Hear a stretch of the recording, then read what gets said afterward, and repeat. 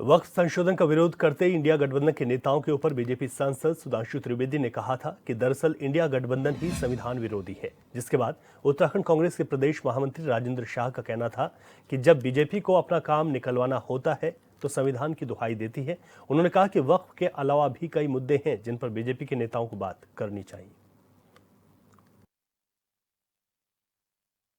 देखिए, भाजपा को जब अपना कोई काम निकालना होता है तो कानून की दुहाई देती है, संविधान की दुहाई देती है। मैं अगर यहीं उत्तराखंड की बात करूं तो उत्तराखंड की सरकार ने जो कॉमन मिनिमम जो वो पास किया है, यहाँ से कानून जो पास किया, तो राज्यों का अधिकार थोड़ी है कानून पास करने का,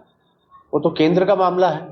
तो किया ना उन्होंने यहाँ उत्तराखंड में। जहां तक सवाल है, देखिए इसके अलावा भी बहुत से मुद्दे हैं,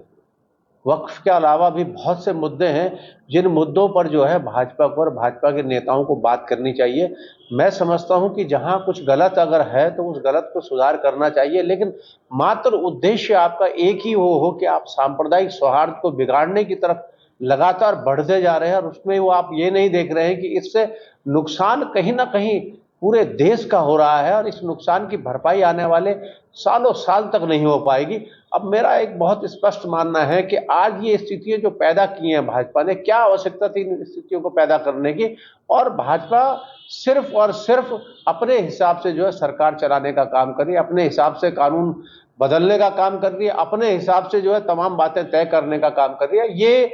सत्ता ज्यादा दिन नहीं रहती है, और जब तक आप सत्ता में हैं, सत्ता का आप दुरुपयोग कर रहे हैं, सदुपयोग नहीं कर रहे हैं।